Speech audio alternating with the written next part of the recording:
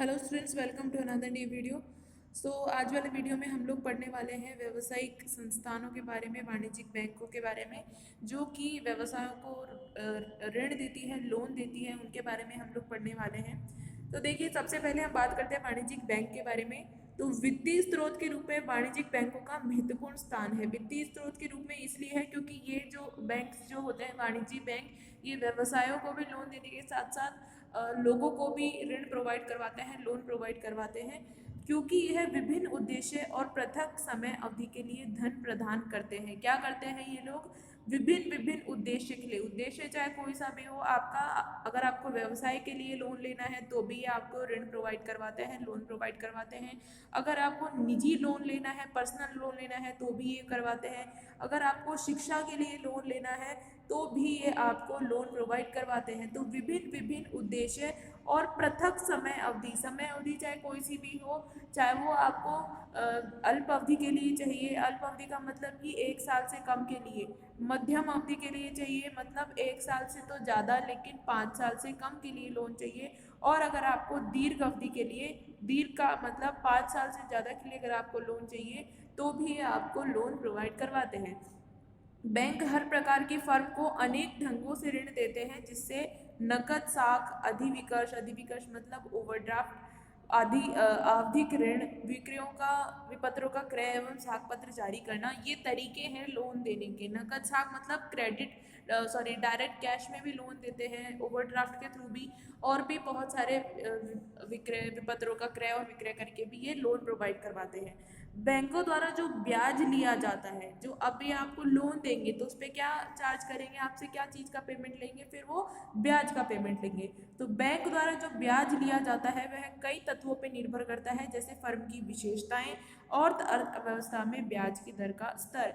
ऋण को या तो इकट्ठा चुकाया जाता है या फिर किश्तों में भी चुकाया जा सकता है। अगर आप कहीं से लोन लेते हैं तो या तो आप उसको एक मुश्त चुका देते हैं, इकट्ठा चुका देते हैं, या फिर आप उसको थोड़े थोड़े किश्तों में भी चुका देते हैं, और समय समय पे आपको ब्याज का पेमेंट करना होता है। अब देखिए, बात करते हैं वाणिज्यिक बैंकों के गुण क्या क्या होते हैं। तो पहला गुण है वाणिज्यिक बैंक का कि व्यवसाय में जब भी धन की आवश्यकता होती है, बैंक धन उपलब्ध कराकर समयानुकूल सहायता करते हैं। जब जब व्यवसाय में धन की जरूरत पड़ेगी, आप तब तब बैंक से लोन ले सकते हैं, बैंक आपको आसानी से लोन प्रोवाइड करवा देते हैं। सेकंड बात है कि बैंकों को उधार लेने वाले द्वारा दी जाने वाली जानकारी को गुप्त रखा जाता है। आप जिस समय में लोन लेने जा रहे हैं और आपने जो भी अपनी पर्सनल इंफॉर्मेशन आपने प्रोवाइड करवाई है, उस इंफॉर्मेशन को बैंक हमेशा सीक्रेट रखते हैं, गुप्त रखते हैं। इससे आपके बिजनेस की सीक्रेसी या फिर गोपनीयता भी बनी रहती है। तीसरी चीज है कि व्यवसाय की आवश्यकता अनुसार ऋण की राशि को घटाया और बढ़ाया भी जा सकता है। अगर आपका बहुत बड़ा बिजनेस है तो आपको करोड़ों का भी लोन मिल जाएगा, लेकिन अगर आपका छोटा बिजनेस है तो फिर आपको अपने बिजनेस के अनुसार ही लोन दिया जाएगा। ये 3 क्वालिटी है कि जब भी आपको धन की जरूरत होगी तभी आपको बैंक लोन दे देगा। दूसरी बात ये कि आपने लोन लेते समय जो भी आपने गुप्त जानकारियां दी थी उसको बैंक हमेशा गुप्त रखता है, सीक्रेट रखता है।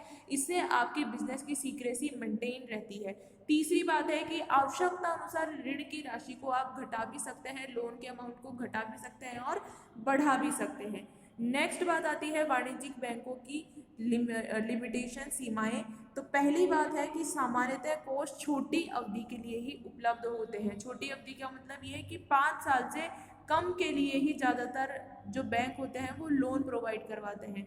5 साल से ज़्यादा के लिए इसलिए नहीं प्रोवाइड करवाते लोन, क्योंकि उन्हें ऋण के डूबने का डर रहता है कि कहीं ऐसा ना हो कि हमसे पैसा लेके भग जाए कंपनी और हमारा पूरा पैसा डूब जाए। तो इसलिए ज़्यादातर ये लोग छोटी अवधि के लिए ही लोन उपलब्ध करवाते हैं। दूसरी बात कि बैंक कंपनी के कार्यकलापों और वित्तीय ढांचे आदि के विस्तार से जांच पड़ताल करते हैं और परिसंपत्तियों की जमानत और व्यक्तिगत जमानत की भी जांच करते हैं। जमानत का मतलब कि आपको लोन दे रहे हैं, वो ऋण दे रहे हैं, तो आपकी कुछ संपत्तियों को वो जमानत के तौर पे अपने पास रख लेते हैं। जमानत के तौर पे इसलिए रखते हैं कि क्योंकि कल के अगर आप उनका पैसा लेके भग जाओ, आप उनका पैसा खा जाओ, उन्हें चुकाओ नहीं बैंक को वापस पैसा, तो वो उन संपत्तियों को बेच करके और फिर वो अपना पैसा वापस कवर कर लेते हैं। तो इसलिए हर चीज़ की बड़ी बारीकी से वो लोग जांच करते हैं। इससे धन प्राप्त करने की प्रक्रिया थोड़ी जटिल हो जाती है, थोड़ा बहुत टिपिकल हो जाता है बैंक से लोन लेना। तीसरी बात आती है कि कुछ मामलों में बैंक ऋण की स्वीकृति प्रदान करने के लिए कठिन शर्तें लगा देते हैं, जैसे कि बंधक रखे गए माल की बिक्री पर रोक लगाना। इससे व्यवसाय संचालन में कठिनाई आती है। बंधक रखे गए माल का मतलब ये कि अगर किसी व्यवसायी ने लोन लेना चाहा है और उसने अपने माल को फिर वहाँ गिरवी रखवा दिया बैंक के पास में कि मैं अपने माल के ऊपर लोन लेना चाहता हूँ, तो बैंक कई बार कह देते हैं कि आप इस माल को नहीं बेच सकते, ये माल अब हमारे पास गिरवी है, आप इस माल को नहीं बेच सकते जब तक कि आपका लोन पूरा नहीं हो जाता। अब माल नहीं बिकेगा तो व्यवसाय कैसे चलेगा, इसलिए कई बार कठिन शर्तें भी लगा देते हैं। तो ये 3 सीमाएं हो गई वाणिज्यिक बैंकिंग की कि छोटी अवधि के लिए ही लोन देते हैं ज़्यादातर। कई बार ये इनकी प्रोसेस बहुत ज़्यादा जटिल हो जाती है, क्योंकि आप जिन भी परिसंपत्तियों या फिर व्यक्तिगत चीज़ों को जमानत के तौर पे बैंक के पास रखवाते हो, उनकी वो बहुत बारीकी से जांच करते हैं। तीसरी बात ये कि कई बार जो बैंक है बहुत ही कठिन शर्त लगा देते हैं लोन देने के लिए, जैसे कि बंधक रखे हुए माल को बिक्री पे रोक लगा देते हैं कि आप इस माल को नहीं बेच सकते, जिससे कि व्यवसाय के संचालन में भी कठिनाई आ जाती है। नेक्स्ट बात आती है वित्तीय संस्थान। ये तो हमने पढ़ा, ये था वाणिज्यिक बैंक के बारे में। अब हम बात करने वाले हैं वित्तीय संस्थान के बारे में। तो देखिए, सरकार ने देश भर में व्यावसायिक संगठनों को वित्त उपलब्ध कराने के लिए वित्तीय संस्थानों की स्थापना की है। व्यावसायिक संगठन को वित्त उपलब्ध कराने के लिए किसकी स्थापना की गई है? वित्तीय संस्थान की। जो वित्त प्रोवाइड करवाएगा, जो लोन देगा, वही वित्तीय संस्थान हो गया। तो इनको केंद्रीय सरकार और राज्य सरकार दोनों ने स्थापित किया है। किसने स्थापित किया है? सेंट्रल गवर्नमेंट और स्टेट गवर्नमेंट दोनों ने ही इसको बनाया है। ये स्वामिगत पूंजी और ऋणगत पूंजी दोनों लंबी अवधि, मध्य अवधि के लिए उपलब्ध कराते हैं। लंबी अवधि मतलब 5 साल से ज्यादा, और मध्य अवधि का मतलब 1 साल से ज्यादा लेकिन 5 साल से कम के लिए उपलब्ध कराते हैं। तथा वाणिज्यिक बैंक आदि परंपरागत वित्तीय एजेंसियों के पूरक होते हैं, क्योंकि इन संस्थानों का उद्देश्य देश में औद्योगिक विकास का संवर्धन करना है, इसलिए इन्हें विकास बैंक भी कहा जाता है। क्यों कहा जाता है विकास बैंक? क्योंकि इसका एक उद्देश्य औद्योगिक विकास को बढ़ावा देना है, औद्योगिक विकास, उद्योगों का विकास करना है, इसलिए इन्हें डेवलपमेंट या बैंक या फिर विकास बैंक भी कहा जाता है। तो ये हो गए वित्तीय संस्थान। जो वित्त उपलब्ध करवाते हैं वही वित्तीय संस्थान। इनको राज्य सरकार और केंद्र सरकार दोनों ही स्थापित करती है। इन्हें विकास बैंक के नाम से भी जाना जाता है, क्योंकि ये उद्योगों के विकास में भी सहायता करते हैं। अब बात करते हैं इनके गुणों के बारे में। तो पहला गुण है वित्तीय संस्थान दीर्घ अवधि वित्त उपलब्ध कराते हैं, जिन्हें वाणिज्यिक बैंक नहीं देते। वाणिज्यिक बैंक के बारे में अपन ने सीमाओं में पढ़ा था कि ज्यादातर अल्प अवधि का ही ये लोग लोन देते हैं। कौन? वाणिज्यिक बैंक। लेकिन वित्तीय जो संस्थान है, वित्तीय संस्थान हमें दीर्घ अवधि वित्त भी उपलब्ध कराते हैं, मतलब 5 साल से ज्यादा के लिए भी हमें लोन ये आसानी से दे देते हैं। वित्तीय का यह स्रोत उस समय उपयुक्त रहता है जब व्यवसाय के विस्तार, पुनर्गठन और आधुनिकीकरण के लिए बड़ी धनराशि की लंबी अवधि के लिए आवश्यकता होती है। जब आपको लंबी अवधि के लिए कोई भी लोन नहीं दे रहा होता, तो वित्तीय संस्थान आपको लंबी अवधि के लिए लोन देते हैं। कोष उपलब्ध कराने के साथ साथ ये संस्थान वित्तीय संस्थानों को वित्तीय प्रबंधन संबंधी तकनीकी सलाह भी देते हैं। आपको लोन तो देंगे ही देंगे, साथ साथ उस पैसे को किस तरीके से यूज करना है, कौन सी टेक्नोलॉजी में आपको पैसा इन्वेस्ट करना है, ये बात भी आपको ये संस्थान बताते हैं।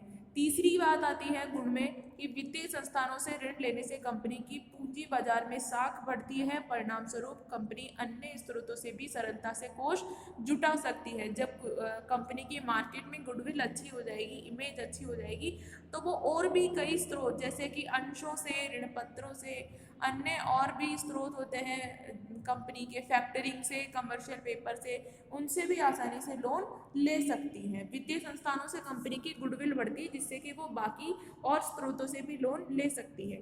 अब बात करते हैं इनकी सीमाओं के बारे में। तो पहली सीमा है वित्तीय संस्थानों से ऋण करने के लिए कई मानदंड होते हैं। मानदंड का मतलब इनके अपने ही रूल्स और रेगुलेशन होते हैं, जिनको पूरा करके ही आपको लोन मिल पाता है। बहुत सारी औपचारिकताएं, मतलब फॉर्मेलिटीज के कारण प्रक्रिया बहुत समय लेने वाली और खर्चीली होती है। इसलिए वाणिज्यिक बैंक में भी हमने यही कहा था कि उनकी जो प्रक्रिया होती है लोन देने की, वो बहुत ज़्यादा टिपिकल होती है। उसी तरीके से वित्तीय संस्थानों की भी बहुत मानदंड होते हैं, इसलिए इनकी फॉर्मेलिटीज़ के कारण प्रक्रिया बहुत समय लेने वाली और खर्चीली हो जाती है।